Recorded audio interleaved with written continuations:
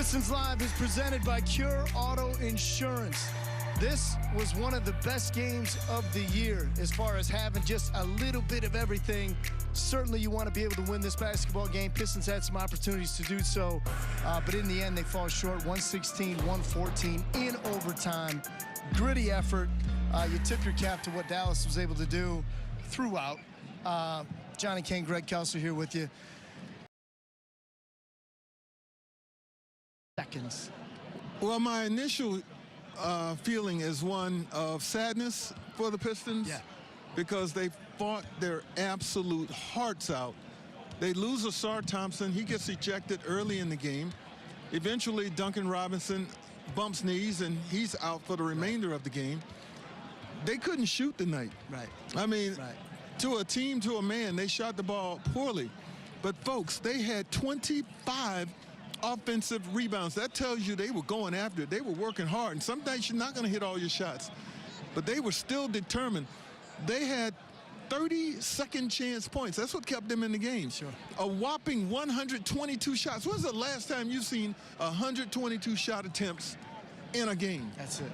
122. That's because of all the scrappiness. And when they were down 18 and it looked pretty bleak, J.B. Bickerstaff went to a lineup that included Paul Reed, Danis Jackson, Javonte Green, Ron Holland, and Marcus Sasser. Yeah. And they got back in the game because they just really mucked this thing up, balled all over the place, scrappiness, grittiness, and they eventually got back in the lead.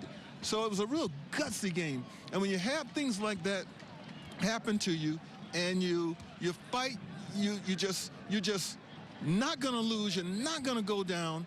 And then finally Dallas is able to make a few plays late, maybe get a couple of fortunate calls, and you do go down.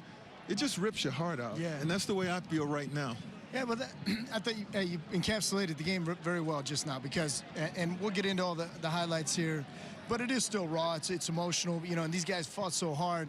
And again, it's a play here, it's a play there, it's a free throw make here, you know, it's a bucket miss here, but that's the game of basketball. It right? is. I mean, that's the game.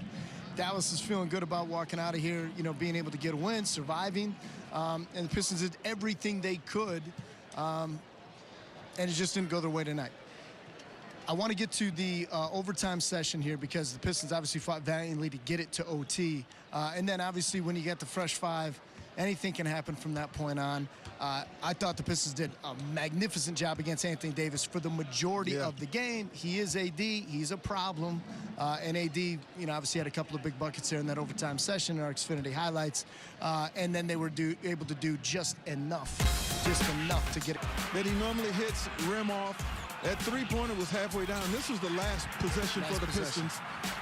Another offensive rebound, but in a crowd, Jalen Duren could not get it off. And Dallas walks out of here probably feeling very lucky, very fortunate to have won this basketball game, one that could have easily have gone either way. You hate to see either team lose in a situation like this maybe, but the Pistons, to expend all that energy.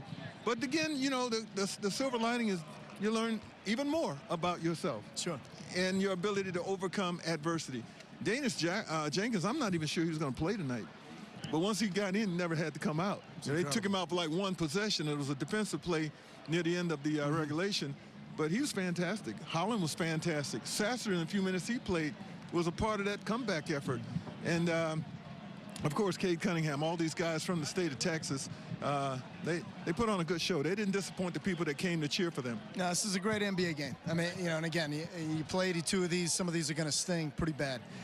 You know, I want to apologize. First off, at halftime, when we had seen, you know, this got pretty chippy early on, obviously with Asar Thompson, you know, being ejected from this game by John Goebel, whether it was something he said or if he did make marginal contact with the official. Again, you got to respect the official's decision to do that. And we're going to hear from J.B. Bickerstaff here momentarily about this game. So here was the playing question early on. Okay, this is mid-second quarter. Asar Thompson, usually very mild-mannered when he plays, right? Plays hard, usually doesn't say a lot. Obviously said enough, and he was ejected from this game. Yeah. And he was tasked with defending Cooper Flagg throughout tonight. So that was the first big one. Then at the end of the first half, you see there was some discussion. Cade Cunningham ended up having a technical there toward the end of the first half, and then J.B. Bickerstaff right here. This is where I got confused in the halftime report. It looked like Cade received his second technical, and he was ejected from the game, but that technical actually went to J.B. Bickerstaff. So, again, I apologize at the time. From what we saw, it looked like Cade had gotten more. Cade got that tech. His reaction, he thought he got the tech. I don't think he saw J.B. behind him. The official pointed right in his direction. So, I mean, that was fortunate for the Pistons that he wasn't. We were so happy to see him come back out warming up. Had he been ejected, he could not have done that. Right. Listen, you know, I know officiating is a hard job. I wouldn't want to do it. But I got to say, without knowing all the details, what was said, the whole exchange between Asar Thompson and John Goble, just going on appearance, that was a bad reaction to me. Quick trigger. Now, I will say this. I don't know what was said, but just going by what I saw, maybe a technical, but not a bold, flat-out ejection in a game this early in the game to an important player on either team to just, you know, send him out. I'm really disappointed about that. In the first ejection of his career, it's not as if he had like a history of. So, J.B. Bickerstaff, I showed you the technical. Obviously, he was heated, you know, throughout the night, and he's available now, and I think still frustrated with how this game unfolded. Let's hear the coach's post-game remarks here, brought to you by Glassman Automotive. I can't wait to hear this. Team is now 18 in the third quarter, and then you kind of go toward the end of the game, so that group provides a spark. Just what did you see from the team tonight, just from a fight standpoint? I mean, that's it. You know, again, we've talked about it time and time again. You know, the strength of this team is the depth and the belief of the guys that we can go to anybody on any given night and then, you know, compete and help us win. You know, we came up a little bit short tonight, obviously, but it just, again, speaks to the character, speaks to the depth, and then the guys just being prepared and ready to go.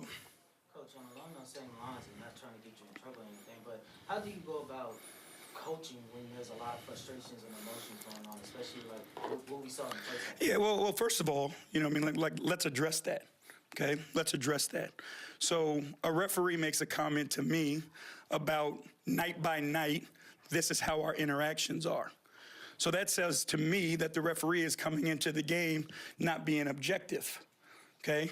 You look at the play, that same referee, right, at halftime, I get my technical foul. I don't say anything to him. I go to grab Cade to get Cade off the floor. He gives me a technical foul. That's my job, to get my player away from the referee, get us back to halftime so we can have the conversations that we need to have. So the same referee who comes into the game who's not objective, right, and then he goes out and makes those calls. Those same referee, if you take a look at the play where he ejects AT, he steps towards AT, right? That's where the minimal contact happens, where he steps towards him and initiates it, right? So to me, and I want to make this clear, this game is not about the referees, right? This was a highly contested game by two really competitive teams, guys who laid it out on the line. But the object, it needs to be addressed with what happened out there on the floor tonight, okay? You had one guy who wanted to make the game about the referees when that's not what this should have been. This was two teams competing their tails off, playing high-level basketball. But anybody who comes into the game and says night by night, he clearly has an unobjective point of view. And again, we don't care about how people referee us. We're going to play physical. We walk that line. But all we're asking for is fairness. And if you come into the game with something already on your mind, then you're obviously going to have an impact